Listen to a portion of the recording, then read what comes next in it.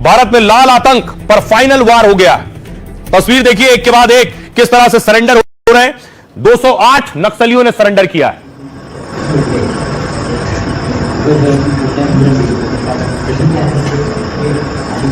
तो हर रोज जो नक्सली हैं वो सरेंडर कर रहे हैं। गृह मंत्री अमित शाह ने भी टारगेट लिया था कि उन्हें 2026 तक पूरी तरह से देश को नक्सल मुक्त बनाना है, इसलिए नक्सली सरेंडर कर रहे हैं और उन्हें दोबारा उन्हें पुनर्स्थापना उनकी करनी है, उन्हें दोबारा फिर से बहाल करना है। इन सब कोशिशों में भी वो लगे हुए हैं। अभिनंदन कर रहे हैं। महत्वपूर्ण घटनाक्रम में रहा है। तो 2 दिन पहले छत्तीसगढ़ के बस्तर में 208 नक्सलियों ने सरेंडर किया, बंदूकें रखी।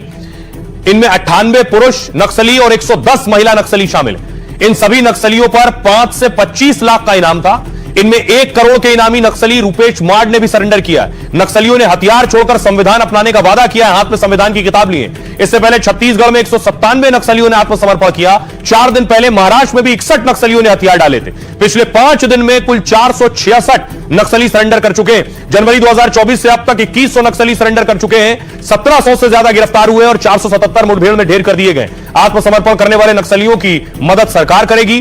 3 साल तक आर्थिक सहायता इन्हें दी जाएगी। पुनर्वास नीति के तहत रहने के लिए मकान मिलेगा। आत्मसमर्पण करने वाले जरूरतमंदों को मेडिकल सुविधा मिलेगी। सरकार ने मार्च 2026 तक नक्सलवाद खत्म करने का लक्ष्य रखा है। अमित शाह ने कहा था 31 मार्च 2026 तक नक्सलवाद खत्म हो जाएगा। और प्रधानमंत्री Narendra Modi NDTV world summit में आए थे, तब यह मौका था जब सबसे ज्यादा नक्सलियों ने सरेंडर किया। तब सुनिए जरा पीएम मोदी ने क्या कहा। बीते दशक में हजारों नक्सलियों ने हथियार डाले हैं। एक जमाने में जिनका 303 चलता था ना, आज वो 303 सरेंडर हुए हैं। और ये कोई सामान्य नक्सली नहीं है। किसी पर 1 करोड़ का इनाम था, किसी पर 15 लाख का इनाम था, किसी पर 5 लाख का इनाम था। अरे सारे के सारे इनके नाम पर इनाम घोषित हुए थे। इन नक्सलियों से बहुत बड़ी मात्रा में हथियार भी पकड़े गए हैं। ये सारे लोग बंदूकें छोड़ करके, बम छोड़ करके भारत के संविधान को गला लगाने के लिए तैयार हुए हैं। और जब संविधान के लिए पूर्ण समर्पित सरकार होती है ना, तब गलत रास्ते पर गया हुआ व्यक्ति भी लौट करके अपनी आंखों को उस संविधान पर टिका देता है। अब वो विकास की मुख्य धारा में आ रहे हैं और ये लोग स्वीकार कर रहे हैं कि वो गलत रास्ते पर थे। 5-5 दशक बिता दिए, जवानी खपा दी, लेकिन उन्होंने जो सोचा था वो परिवर्तन नहीं आया। अब ये भारत के संविधान पर विश्वास करते हुए आगे बढ़ेंगे। ये बदलाव है साथियों। इस बार माओवादी आतंक से मुक्त क्षेत्रों में दिवाली की रौनक कुछ और होने जा रही है। 50-55 साल हुए दिवाली नहीं देखी थी उन्होंने, अब दिवाली देखेंगे। और मुझे पक्का विश्वास है दोस्तों, ये हमारी मेहनत रंग लाएगी और वहां भी खुशियों के दिए चलेंगे। और मैं आज देशवासियों को, एनडीटीवी के दर्शकों को विश्वास दिलाता हूं, वो दिन दूर नहीं जब देश नक्सलवाद से, माओवादी आतंक से पूरी तरह मुक्त होगा। और ये भी मोदी की गारंटी है। प्रधानमंत्री नरेंद्र मोदी कह रहे हैं ये भी मोदी की गारंटी है। लेकिन ये संभव कैसा हुआ, किसने किया संभव, आखिर इसके लिए क्या अलग किया हमारी सेना ने और पैरामिलिट्री फोर्सेस ने? तो अब आपको बताऊं इसके पीछे की रणनीति क्या थी।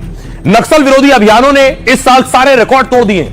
वामपंथी उग्रवाद से प्रभावित जिलों की संख्या सिर्फ 11 रह गई है। 11 सबसे ज्यादा प्रभावित जिलों की संख्या 6 से घटकर सिर्फ 3 रह गई। छत्तीसगढ़ के बीजापुर, सुकमा, नारायणपुर सबसे ज्यादा प्रभावित हैं। ज्यादातर नक्सल इलाकों में सीआरपीएफ की कोबरा टीम तैनात है। इसलिए तेज रफ्तार से क्या हुआ, फॉरवर्ड ऑपरेटिंग बेस बनाए जा रहे हैं, यानी बेस बना दिए जाते हैं। फॉरवर्ड ऑपरेटिंग बेस स्थापित करने में पहले बहुत समय लगा करता था। जब से केंद्रीय गृह मंत्री ने नक्सलियों के खात्मे की डेडलाइन तय की, तो तो सीआरपीएफ की कोबरा टीम सिर्फ 48 घंटे में नया कैंप तैयार कर देती है। 2-3 सालों में 2 कैंपों के बीच की दूरी कम कर दी गई है। अब 4-5 किलोमीटर की दूरी पर भी कैंप बनाए जा रहे हैं। लगातार बन रहा है कैंप से क्या होता है, नक्सलियों के ठिकाने तबाह हो रहे हैं।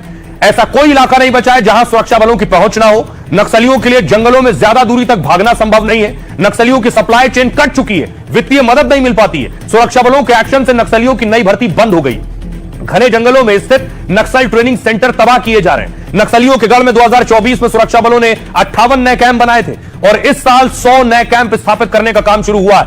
लगभग 1 दर्जन जगहों पर नाइट लैंडिंग का काम भी पूरा हो चुका है। मोबाइल टावर भी सुरक्षा बलों के कैंप के आसपास लगाए जाते हैं और इन सब वजहों से पूरी तरह से नक्सलवाद की कमर टूट गई है। सुनिए जरा, गृह मंत्री ने पहले ये शपथ ली थी, ये वचन दिया था कि 2026 में नक्सलवाद देश से खत्म हो जाएगा।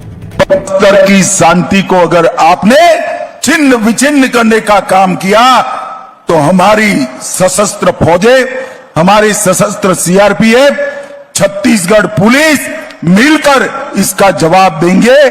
31/3/2026 ये तिथि तय है नक्सलवाद को इस देश की भूमि पर से विदाई देने के लिए।